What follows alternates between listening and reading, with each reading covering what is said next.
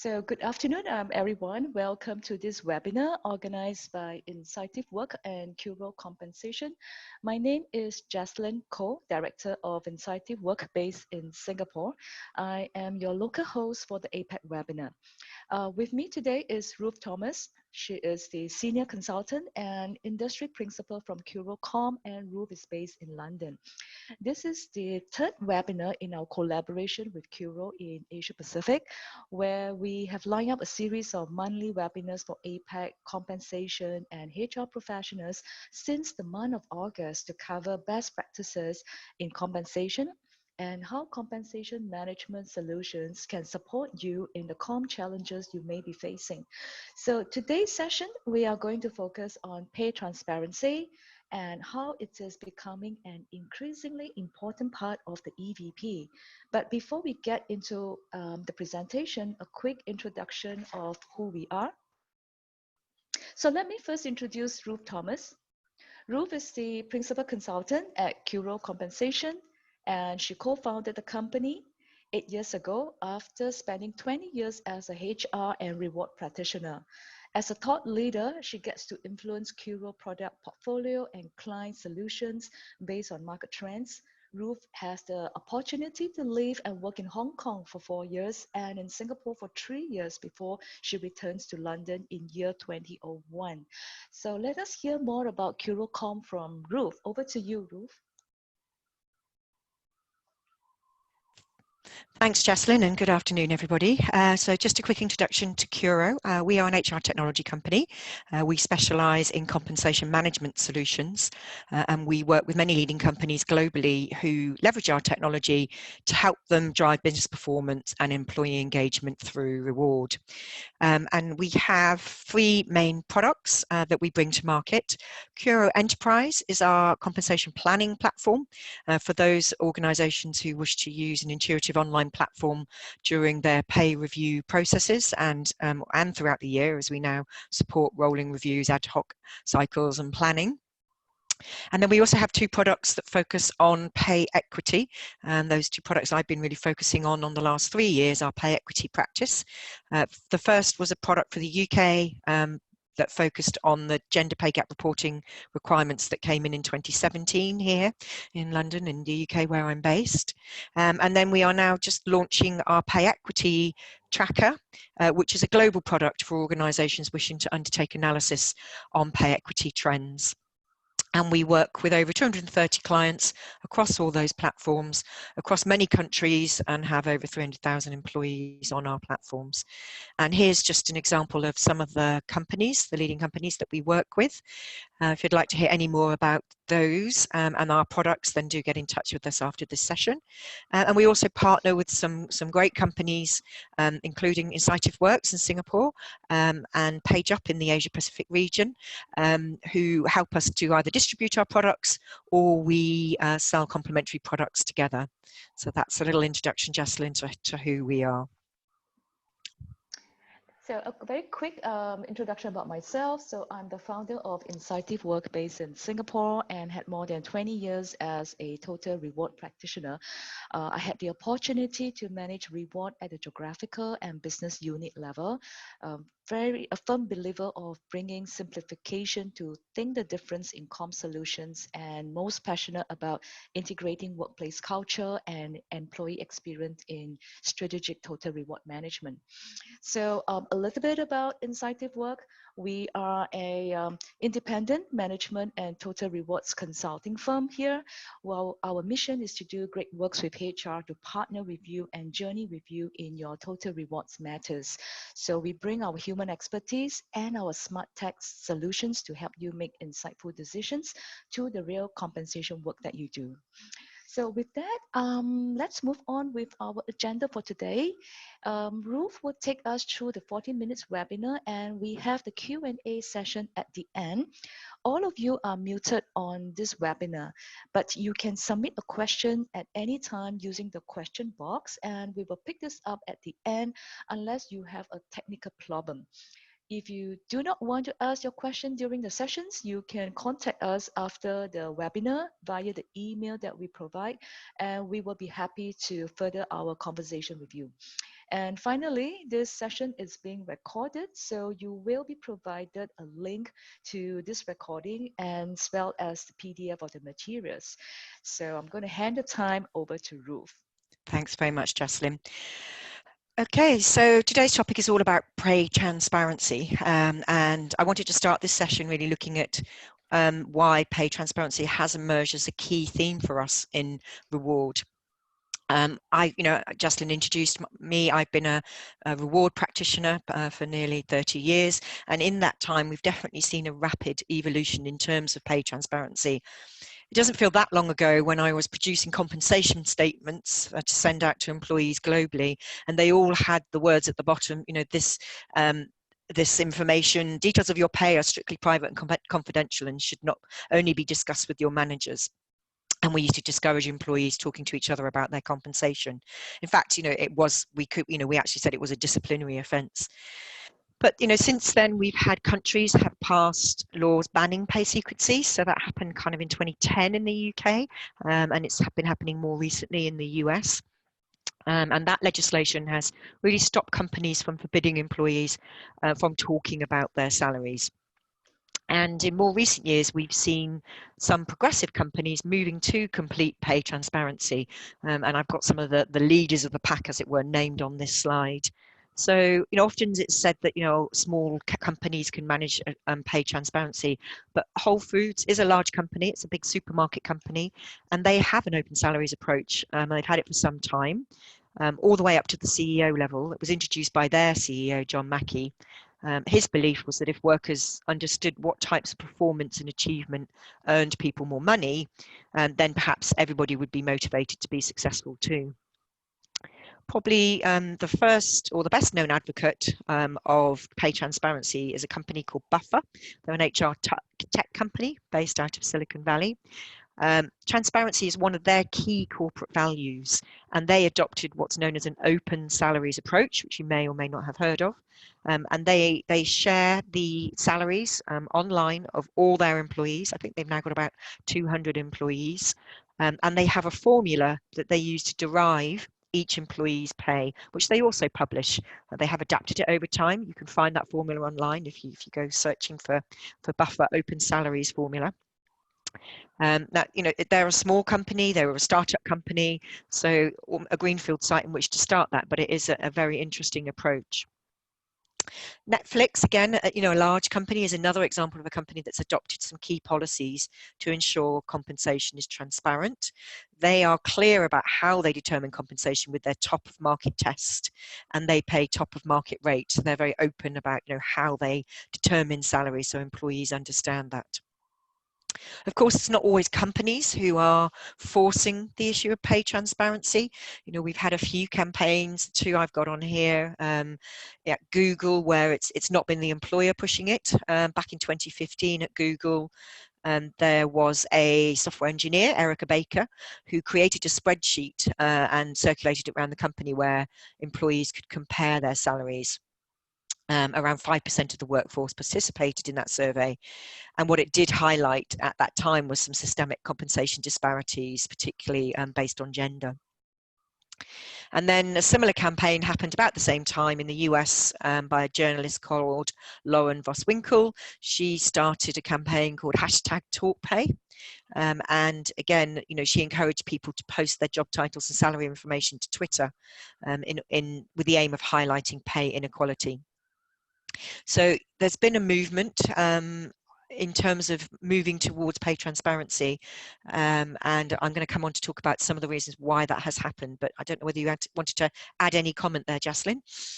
Yeah, so I definitely think technology has a part to play on this evolution, and it has opened up, the free flow of information, right?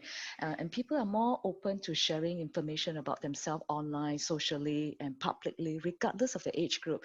And then we also have the younger generations of employees that are increasingly open to sharing their pay details with colleagues.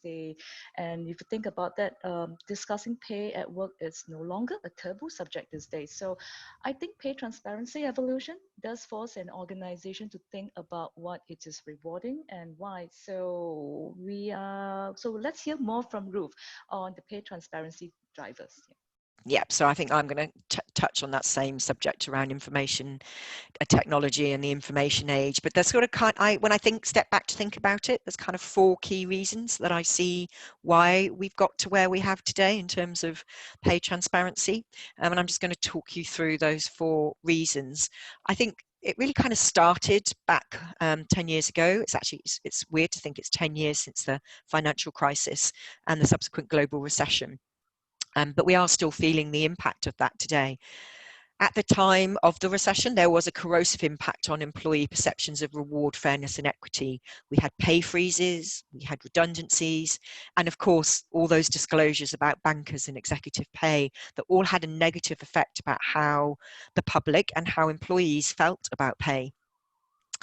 And as a result, employers have had to work hard to regain their employees' trust in the reward systems and their pay frameworks and how they're paid. But despite the economic recovery that we've seen in the years since 2009, we still have this issue of suppressed wage growth.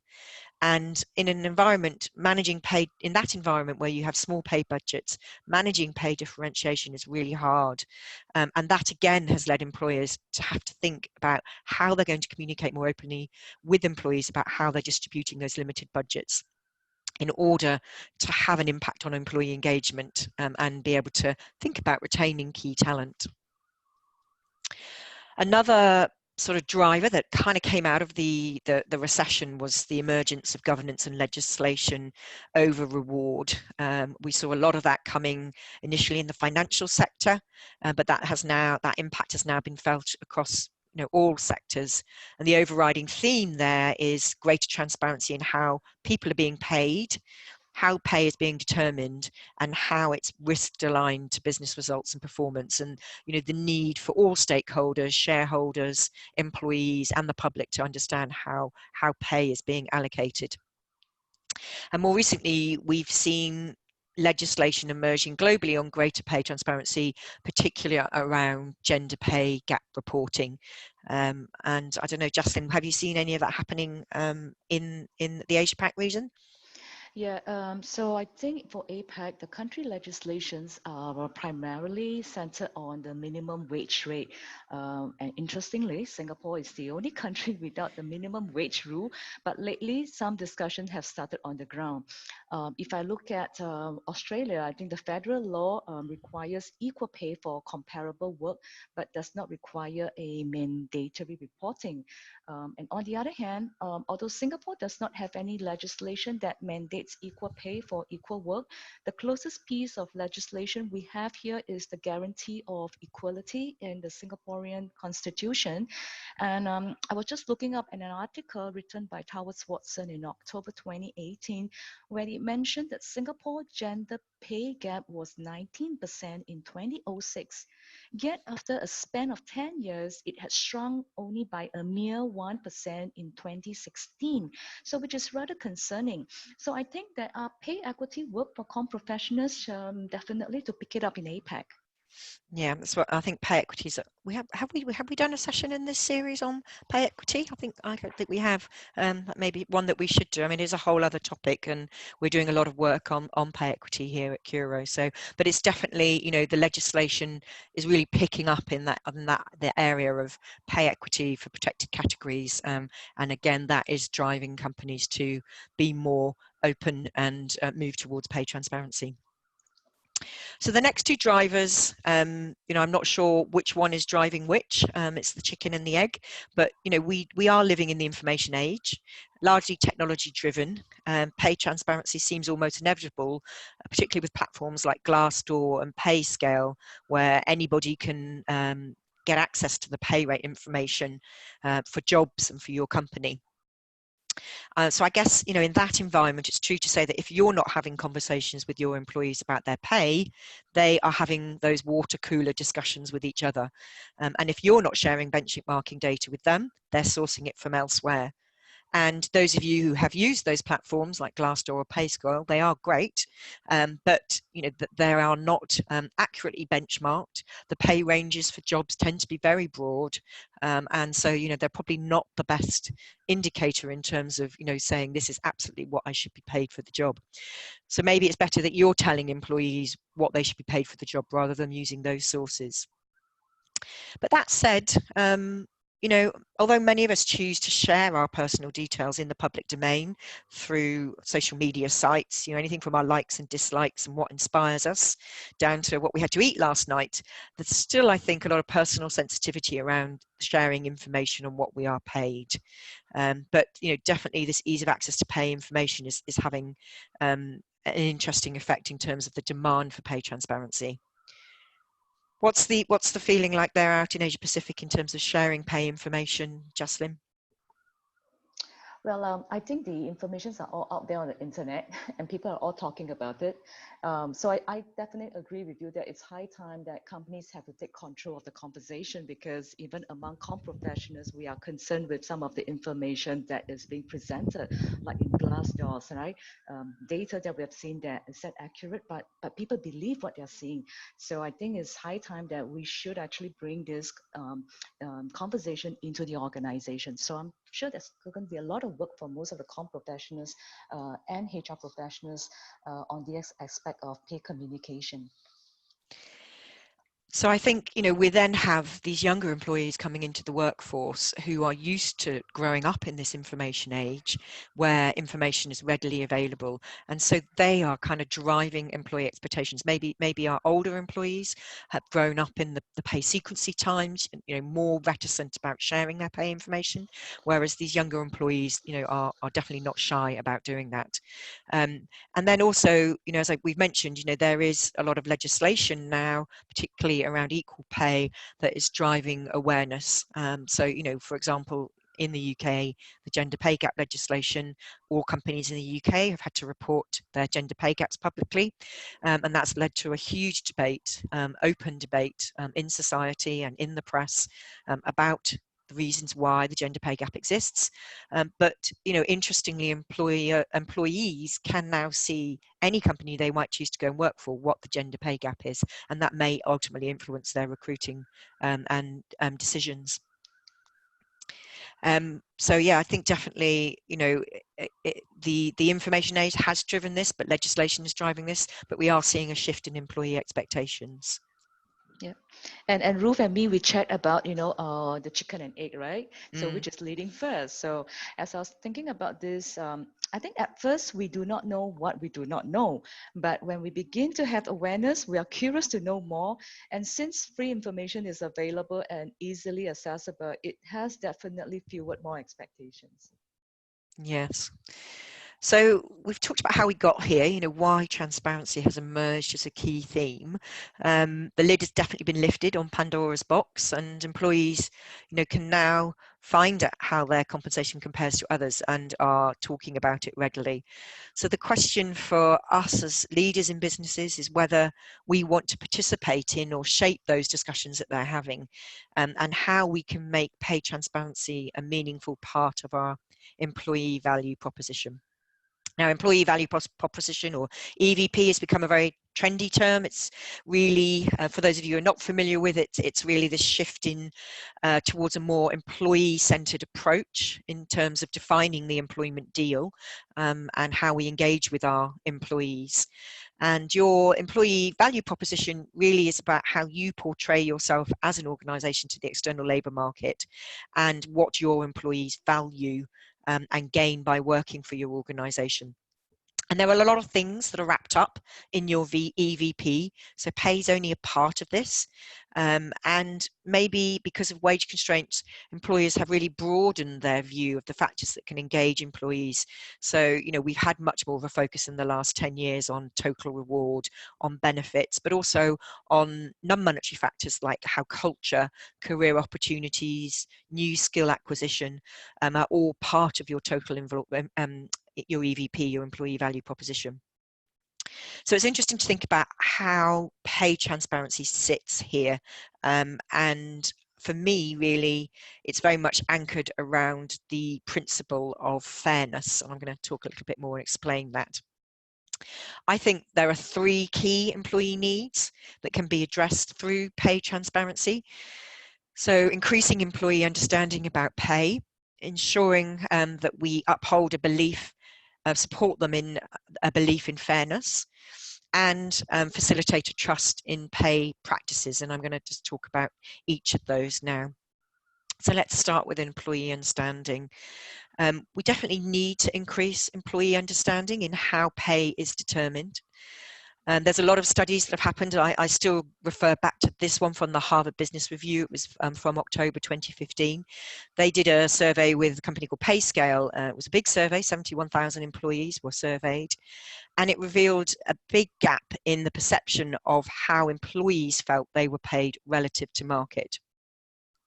So you can see those employees at the bottom of the chart there, people who are actually paid below market. 83% of them kind of agreed with that. But when you move up to the next level and say people who actually paid at market, 64% of them believed they were actually paid below market. And then, not surprisingly, when you move up to the next level, you had people who were paid above market, and you still had the majority of people believing they were either 35% paid below market, 45% at market.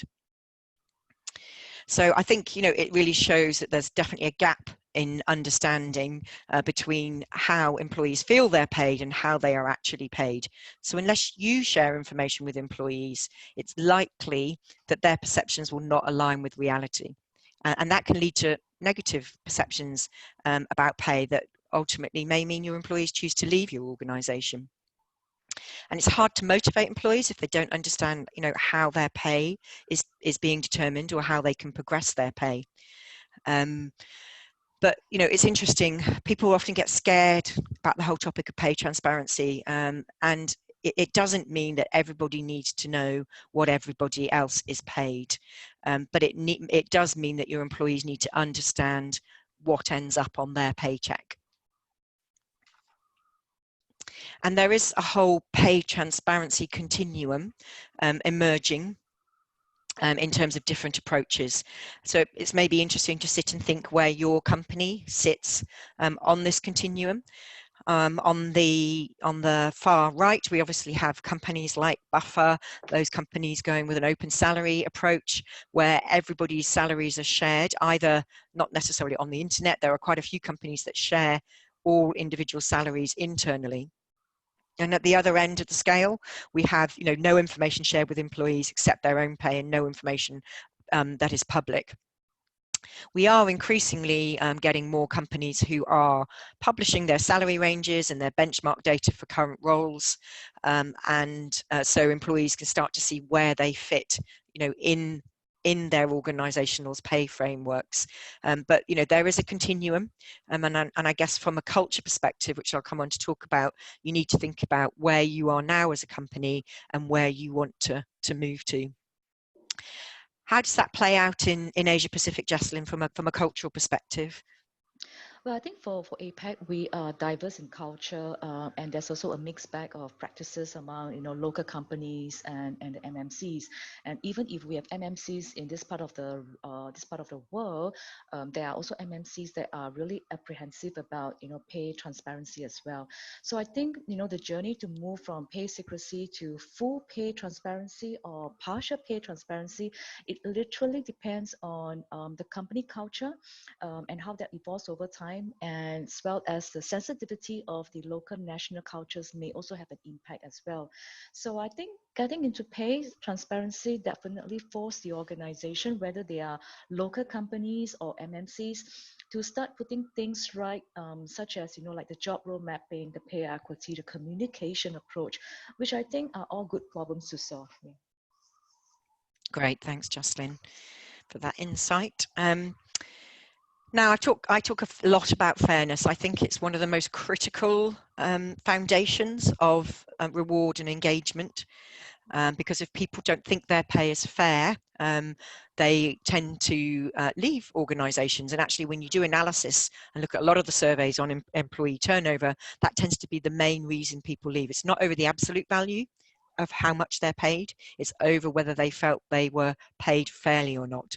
So obviously, a pay transparency approach where you allow employees to understand how their pay has been determined allows a more open assessment of fairness. But there's this difficulty around fairness. It isn't provable, and it's often individually motivated. It's too emotive sometimes to be quantifiable, but you can demonstrate that your policies are equitable, and that what matters to employees is therefore their ability to be able to assess that fairness, and that the system for awarding pay is fair. And so you do need to think about how your employees can make that assessment of fairness. And then another key principle, as I mentioned, is trust, underlining pay transparency. Transparency ultimately breeds trust between employers and employees. In fact, for millennial employees, I think this survey that I'm showing here, trust and transparency have been demonstrated as sort of #1 key engagement factors, which is why when we look at some of the companies that are adopting more open approaches to pay transparency are in those high-tech sectors where we have a greater number of younger employees. And maybe that's something you need to think about for your organisation. What are the demographic of your organisation? How are those employee expectations being met within your own organisation? There's another technology company called Sumall, and their CEO is called Dane Atkinson. They have moved to a more open approach to managing pay, and they share salaries across the company. They don't do it externally.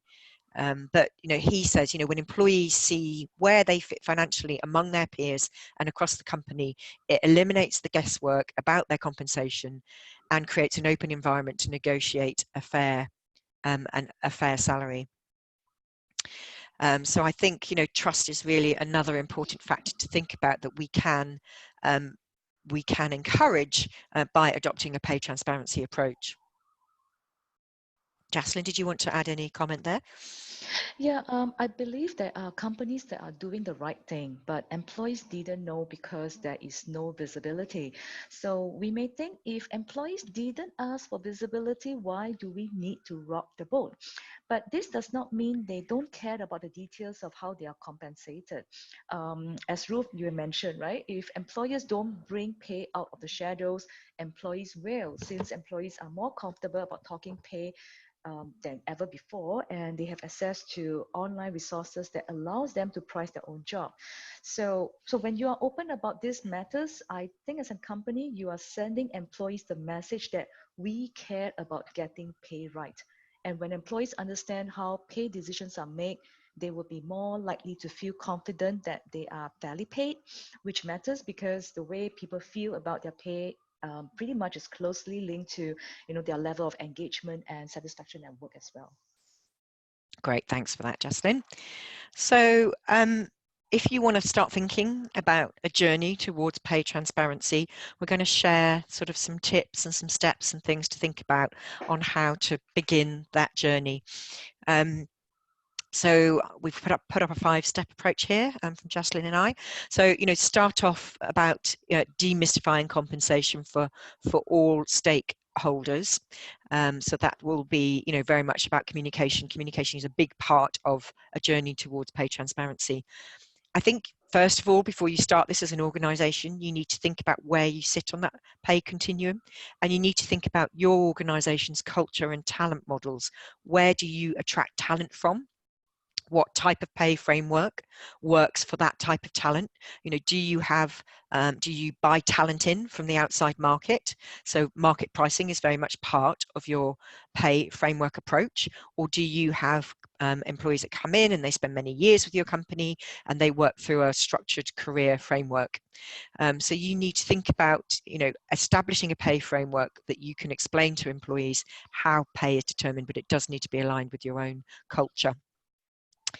Then, as I said, communication is a really important part of this, and really, we need to work with other stakeholders, particularly line managers, to help them communicate these pay decisions. That's where often a lot of the block has been seen in the past. If you look at many sort of reward risk surveys, one thing that often features highly from a HR reward manager's viewpoint is our trust, or our confidence, I guess, in the ability of line managers to effectively communicate reward.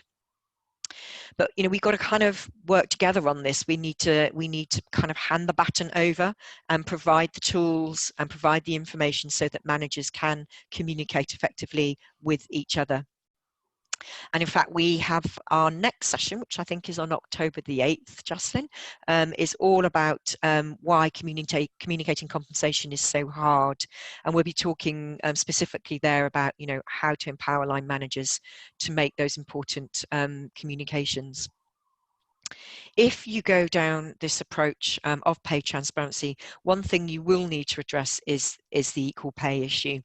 And that can be a big issue for some organisations, but you will need to assess where you are from an equal pay perspective, because you need to understand why people are being paid differently and all the reasons why people are being paid differently before you can move forward to sort of to work out how you explain how people are going to be paid similarly. And then finally, communicating with employees so they can understand how pay is determined to make fair assessments of their pay. And when you are thinking about your approach, I guess there's three things that employees really want to know. They want to know how their pay is determined. So how did you come up with the salary that they're actually being paid? How can they influence their pay? So how can they progress their pay? And how does their pay compare to others? So if you're thinking about framing a communication campaign, those are three key points to question, am I addressing those? And then, as I said, if you're starting this journey from an organizational perspective, I think it's really important to think about why you're doing this. You're not just doing this because it's the latest fad or the latest trend.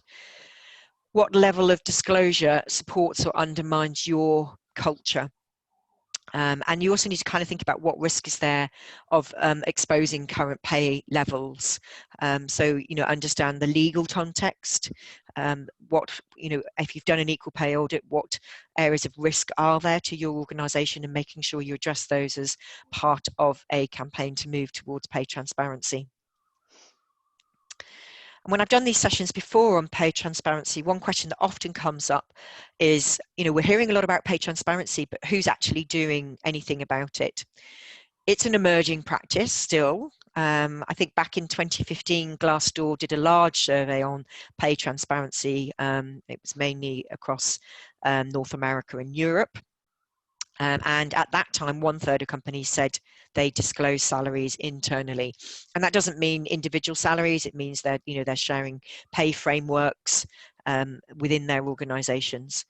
And in 2018, Willis Towers Watson did a survey that highlighted that, more companies are now thinking about planning this journey. So over, nearly 60% of companies are wanting to move towards a more transparent approach in the next 3 years.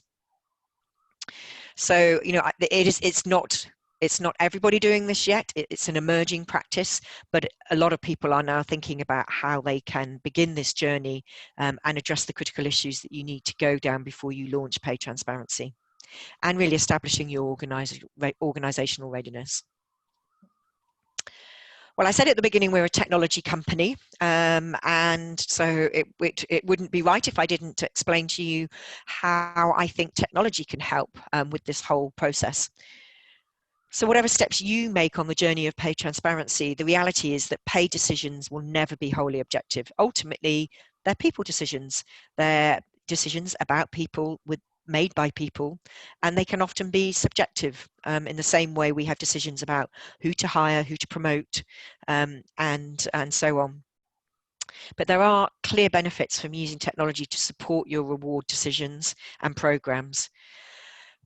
They can help to remove subjectivity in that decision-making process by allowing decision makers to have all the critical information they need in order to make really informed decisions. So often, we're giving managers spreadsheets and too much information, not in an easily consumable manner for them to make pay decisions. Whereas, much of the compensation management software decision platforms today, allow you to really provide an intuitive experience for users to make compensation decisions. So seeing those pay frameworks, seeing where employees sit against those pay frameworks, and understanding any constraints and principles that you're wishing to enforce, all that can be achieved through technology. Technology can obviously automate and simplify your processes. So that basically, very simply, it just gives you more time to think about what's actually happening in the processes and what decisions are being made. Focus on the outcomes rather than worrying too much about having to manage the process. And you can really unlock the potential of that compensation data to drive business outcomes, show managers how people have achieved, what their talent outcomes are in your organization, for them to be able to really make evidence-based decisions.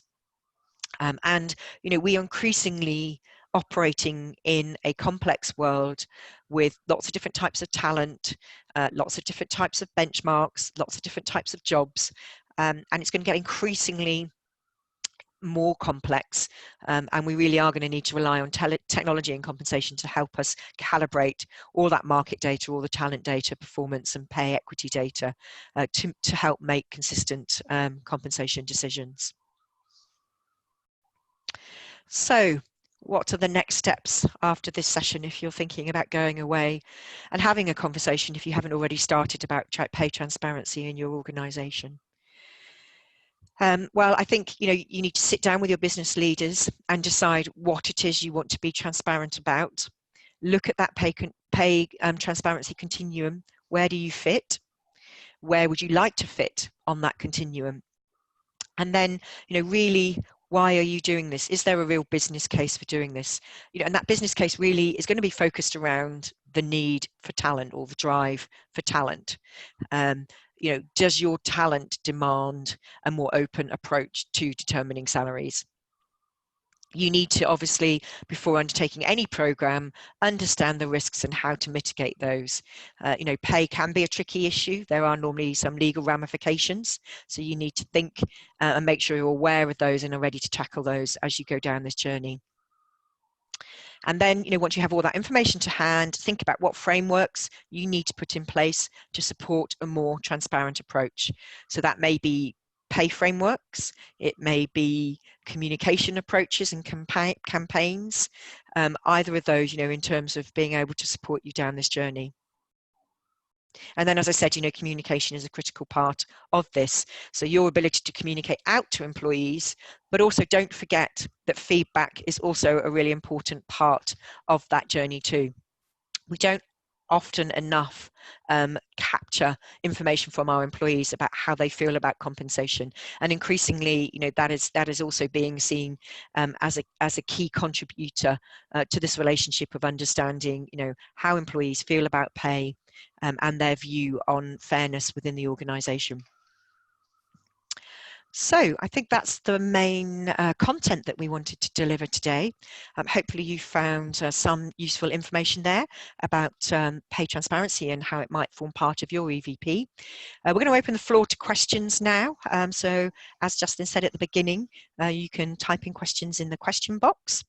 If you don't want to do that now, you want to get in touch with Jocelyn or myself afterwards, please do that. But please feel free to ask us any questions. I think John, who's on from our marketing team, he's manning those questions. Can you see any questions that have come in there, John?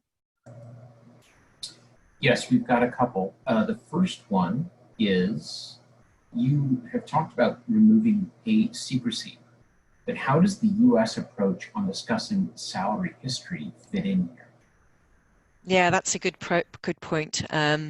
So for context, in case some of you aren't aware, if you're not maybe working for multinational companies, there are a number of states in the US that are passing legislation banning employers, from asking employees about their salary during the hiring process.